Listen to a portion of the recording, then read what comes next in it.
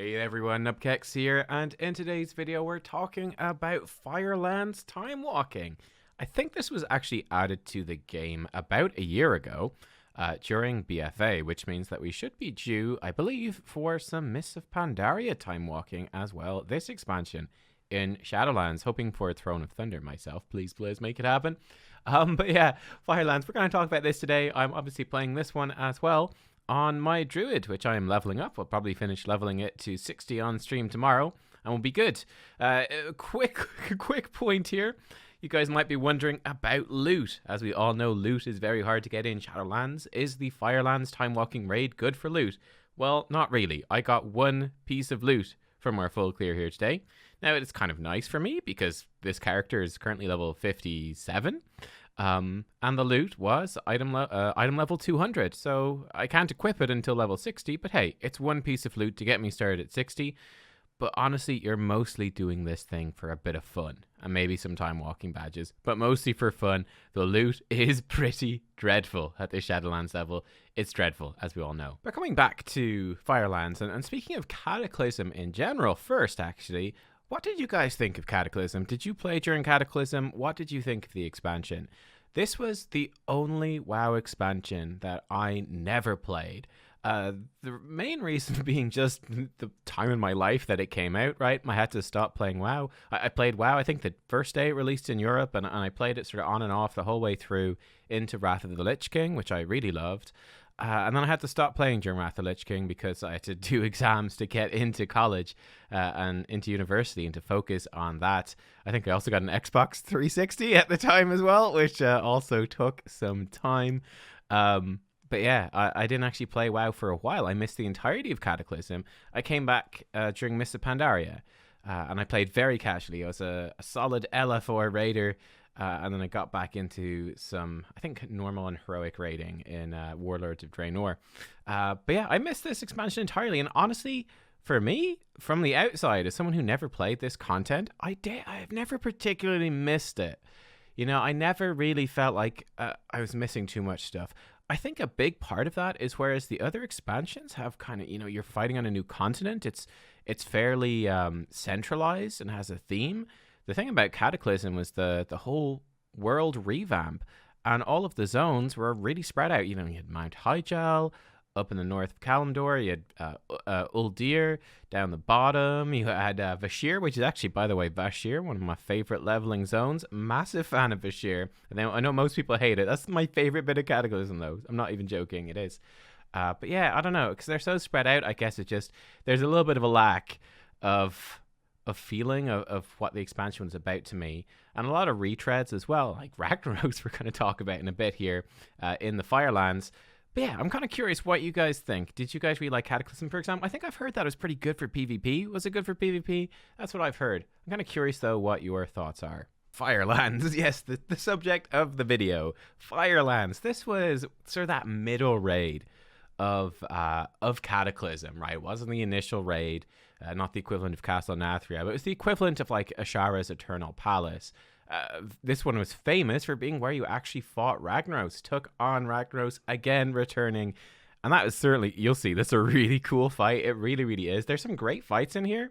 And yeah, this certainly, compared to Old War, which we did recently, I felt like there's a lot more modern WoW design starting to come through here in a much more noticeable way. I think in particular because when Old War came out, one of the innovations for Old War was that it had these optional hard mode on bosses. At the time, there was just raids. That was it. There was 25-man raids, and that was it. There was no difficulty. There was no normal, heroic, looking for raid, mythic, anything like that. It was just the raid. I think it was Trial of the Crusader actually introduced normal and heroic, and obviously ICC had that, and that's what we had coming into Cataclysm, on top of a 10-player versus 25-player split. And I think one of the big debates at the time was always whether raids were harder on 10 or on 25. Mythic, of course, came out in, I think it was Siege of Orgrimmar at the end of Mists of Pandaria, which is another big step in the direction of modern WoW difficulty and gameplay. But let's dive in and talk about some of these fights actually specifically in detail, and how they were. How are they playing now? How do they compare to modern WoW? Beth'tilac is first, this big old spider, which I thought was a really cool arena. And I have to say, I did really like the idea of this fight, that the spider goes up into its web and that you have to kill these smaller little spiders, which can leave these cobwebs hanging down. And then you can send players up those cobwebs to fight the boss up top. I thought that was a really awesome idea. I don't know if we did it a little bit wrong or what, but for us, certainly, the players that went up there, I think they died fairly early on. And then the boss came down with something like 70 or 80% health. Now, apparently she's supposed to come down with closer to like 20 or 30% health, and it's sort of this final burn phase to finish her off. But we didn't particularly have this. So yeah, I thought that the gameplay, certainly in terms of what's actually happening, if you're on the downstairs group, again, it's rather boring. I think it's more interesting if you're going up. But yeah, it's just kind of kill the ads. And then we had this really long sort of patchwork boss fight at the end, which is a bit weird. Felt like it wasn't quite working as intended, or maybe this is just an example of slightly older raid design where they're starting to experiment more, and there's more interesting and intriguing mechanics than I would say overall we had in Old War, for example, looking at that before. But maybe they're not fully up to the standard that you might hope. That's my thoughts on Beth'tilac. Next up, we actually fought Shannox. Now, this boss is kind of famous because you just fight this boss anywhere in the whole massive first open world section of the Firelands, right? After you kill a few of the sort of evil devil naga looking enemies. I don't know what they actually are, but after you kill a few of those, or a good few packs of those, this boss will eventually spawn in and just patrols this entire massive area, and you can fight him wherever you want. And I think that's certainly the most interesting thing about this boss. I thought that's actually really cool. That's certainly not something that you see very often at all in the game. It's really unique, really different, and I would actually like them to do something like this again. You know, it's just, you can kind of think about where you want to fight them, you can clear out the ads. Yeah, it's sort of an interesting puzzle that you don't normally see. Again, I would say that this boss had a few graphical issues. You know, he's throwing traps on the ground, but the traps, you can see them on the ground here in the background. They're like those shitty old hunter trap models. They don't really stand out. They kind of blend in. They don't look all that good. Definitely, I think in modern WoW, those would have a much more individual graphic that would stand out a bit more. Yeah, so I thought that was something that was kind of interesting and a little different. But yeah, you're fighting these two dogs, and that's kind of one of the fun things, right? You're sort of killing the dogs. This is sort of the patchwork fight, I guess you would say. You know, if you kill the dogs, the Shannox will enrage. When Shannox gets low on life, the dogs enrage. So you're sort of killing them all evenly, cleaving everything down. There's one, I love it, Rage Face the dog, who does something like, I don't know, Face of Rage, I don't know, raging. He gets really angry anyway with something that sounds like his name, and he'll jump on a random player, and you have to DPS the dog down to make him release the player before he kills them, which I thought was kind of funky as well. But yeah, I mean, the place just sort of fills up with traps. I thought it was a good patchwork boss. Yeah, again, this one was actually pretty decent. It's not too bad. Like you can see right there, the spear that gets thrown out does a chunk of damage, and then if you're in those lines that explode afterwards, they do more damage. So yeah, I felt like if they released a boss like this with updated graphics today in modern WoW, you'd say that's a pretty solid, like, middle tier boss, like a solid enough patchwork boss. Not the most exciting, but actually, you know, got some interesting things going on there, like kiting the dogs over traps to freeze them or make them take bonus damage, that sort of thing. Kind of cool. So there you go. The next boss that we fought then was Alysrazor. This is probably, if not Ragnaros, probably the second most, this is probably the second most famous boss in this whole instance. I have to say, I did two versions of this boss. It actually took us a few kills to take this one down. It took us a few pulls, but on the first pull, I was in the ground team here. So I was just sat on the ground, killing stuff on the ground. And my sort of feeling on this one was, there's just a whole lot of fire everywhere. There's just 5 different mechanics, it felt like, that were all fire. Everything was fire everywhere. It was a little bit of a clusterfuck. However, in the subsequent pulls, I got to be in the flying group, and that made this boss really awesome. This was super fun. So on the flying team, you're basically flying around in the sky. You can cast while you're moving, and you're just chasing the boss around. She leaves these flaming circles in the sky, and when you go through those flaming circles, it gives you this stacking haste buff.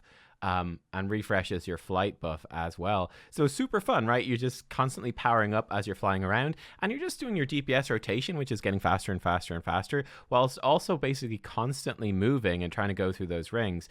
It's awesome. This is great fun. Really fun mechanic, really unique, really different. I had an absolutely wonderful time doing this boss with the flight mechanic. I thought it was really, really badass. Now, unfortunately, only, maybe 2 or 3 people or so. I think we had 2 set people at the start, got to do this for the whole fight. Most of the other people are on the ground, kind of like Beth'tilac, that first boss, that spider boss. The people on the ground not having as much fun, noticeably less fun, in fact, I would say. But yeah, I thought as a flying boss, this was awesome. This was great, and I had genuinely had a great time. This phase easily rivals other bosses, any other boss in the game, I would say. Yeah, easily rivals that. The boss then has 2 other main phases, and again, I thought these were pretty damn cool as well. You've got the tornado phase, which took me a bit by surprise because I didn't realize that we lost our wings, but you got these tornadoes spinning around the room, which again, the graphics definitely struggling a bit here in terms of just kind of oversaturated, over-contrasted fire, I guess. It's a little bit harsh on the eyes, not the prettiest thing in the world, but a very cool phase where you've got these fire tornadoes spinning around the room. You can just keep running behind one, or you can just sort of keep swapping between the lines, and I thought that was pretty badass. And then after some more eye-bleeding graphical effects, you go into this big boss burn, where you're just getting loads of resources. I think the buff from, I think you get some sort of buff, maybe from doing the fire stuff correctly and hitting the rings. I don't know. But anyway, you're super buffed. You get to burn the boss down. There's some ads that you have to kick that are trying to heal her, which is cool. But yeah, just do a ton of boss damage, burn the boss down.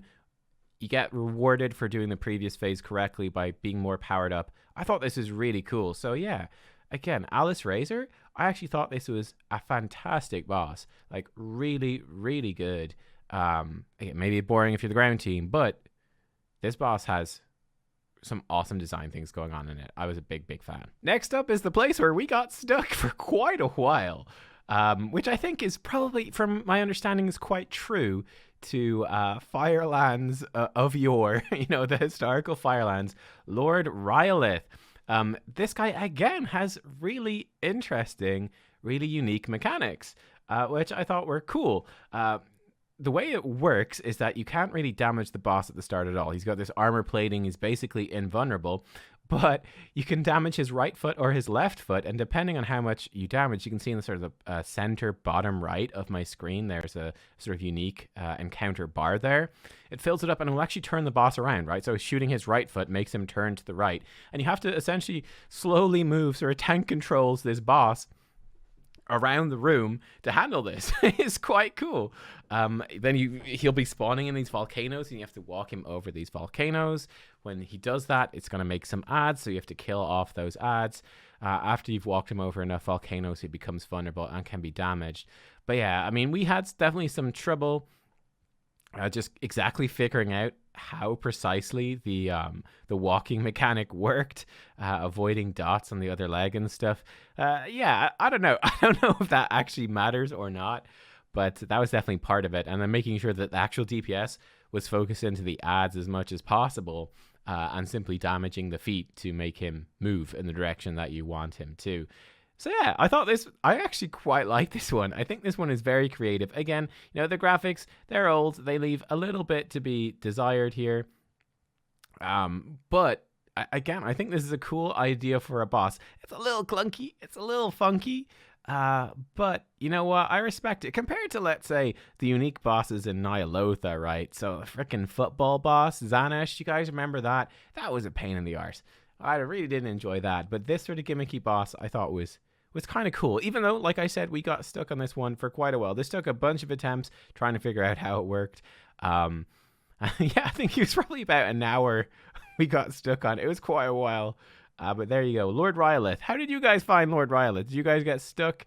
Was it tricky to work out how to do it? I'm kind of curious how that went for you. Next up is Baleroc. This is the worst boss, without any question. Like, in terms of visuals, though, this boss looks freaking badass. He's got a great model. You can't quite see it on screen, but this boss looks cool.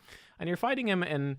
Okay, the ground is relatively plain, but you're sort of coming up to this, molten bridge, coming up to this molten keep area. He's the gatekeeper boss, guarding the gate.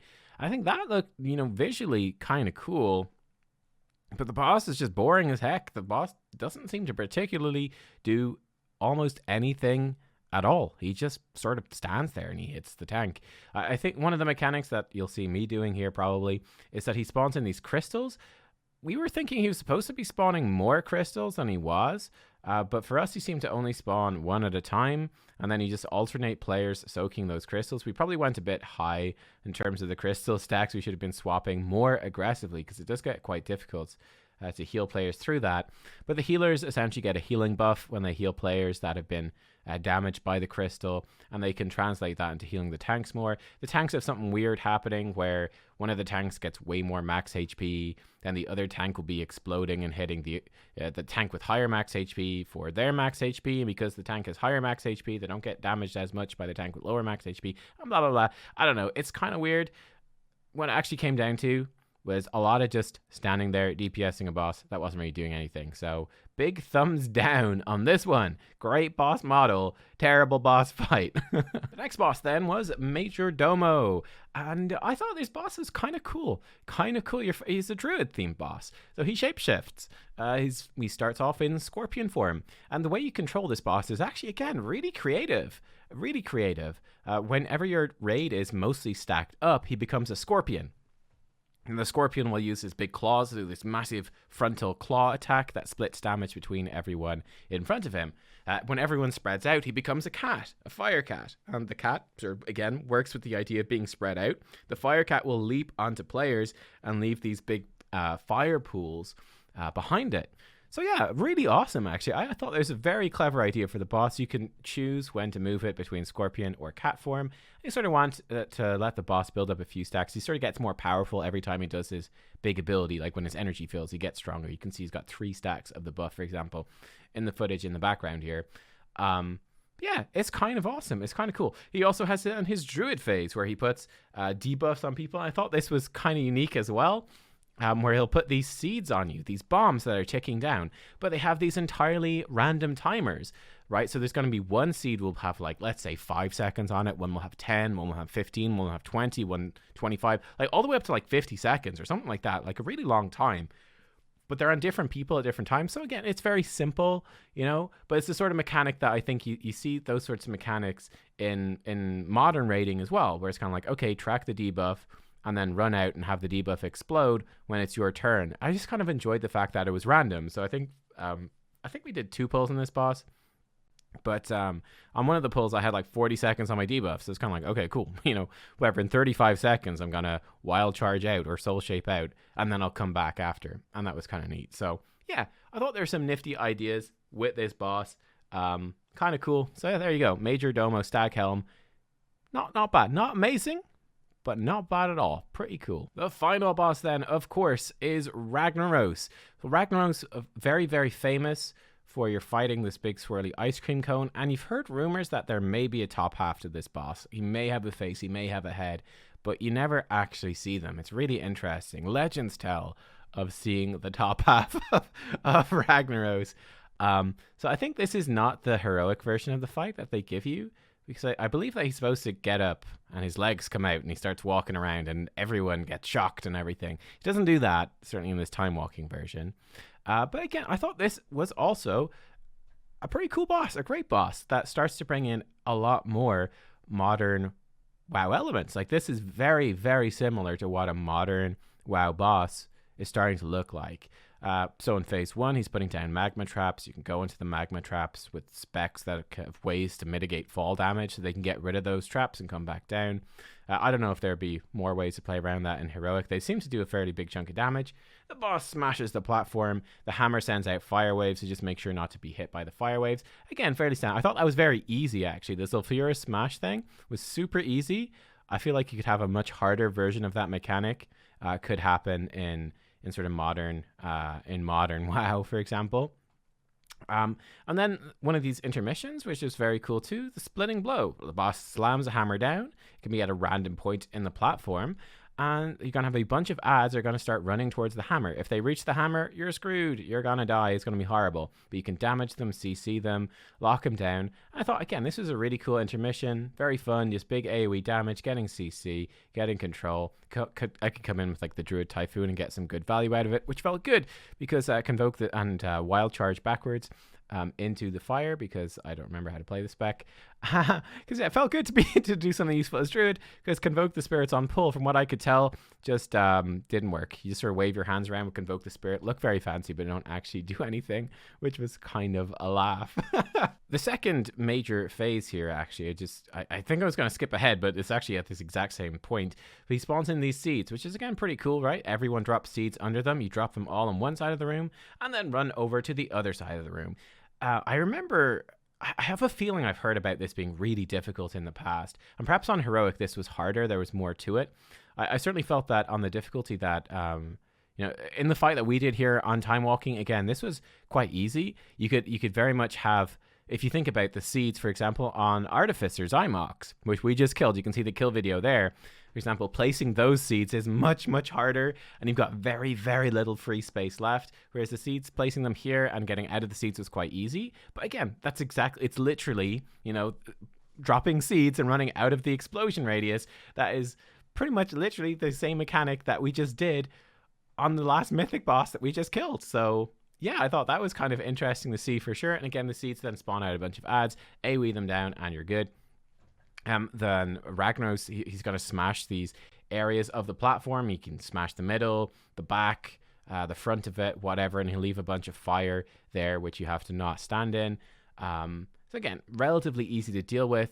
If you think about something like Vexiona from the last year, from Nyalotha, the big dragon sort of flying through and blanketing, sort of carpet bombing these different areas of the room. That was a much harder version of Vexiona one. Mythic, much, much harder compared to this. But still, you get the idea. There's some cool stuff happening in there, which I thought was, I thought was pretty neat. Moving into the final phase of Ragnaros that you fight in Shadowlands, Shadowlands, I guess, but Firelands Time Walking specifically.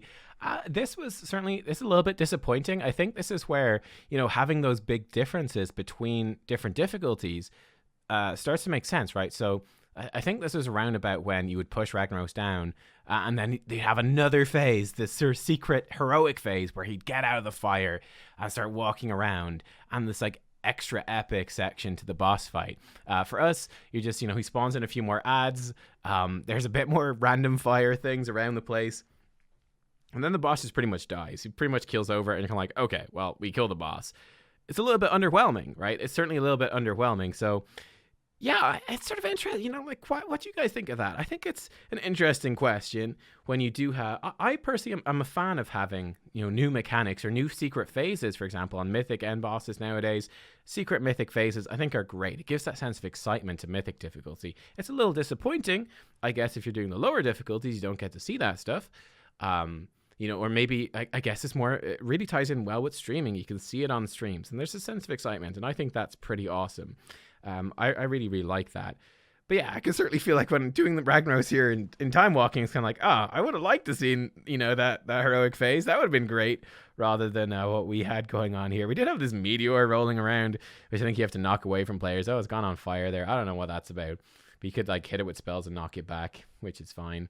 But yeah, that was Ragnaros. So like I said, I definitely had the impression from Firelands, I kind of like this more than I thought I would, actually.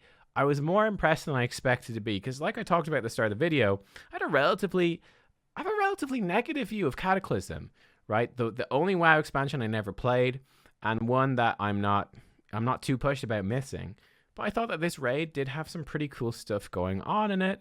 I certainly think that you can see a big evolution in terms of raid design. Like in terms of Ulduar, which we looked at in Time Walking before, compared to modern WoW, you can certainly see that the Firelands is that step, or it is one of the steps between the two, very clearly. So yeah, I thought that was cool. There you go. Guys, what do you think of Firelands? I will say I felt like this was overall quite a bit harder than Ulduar. So yeah, I'm not sure. Like some of the stuff seems scaled a little bit weirdly. I'm not sure if it is scaled weirdly or if that's just how it was balanced at the time and they've replicated that. But I felt like some of the balancing was a little bit wonky, a little bit weird, and some of those bosses they just did a bit too much AoE damage, that sort of stuff. You can see me checking to see what stats do I actually need on a balanced druid. Good times, good times. Yeah, guys, thanks for watching. As always, great to know what you think, and I'll see you all next time. Bye bye.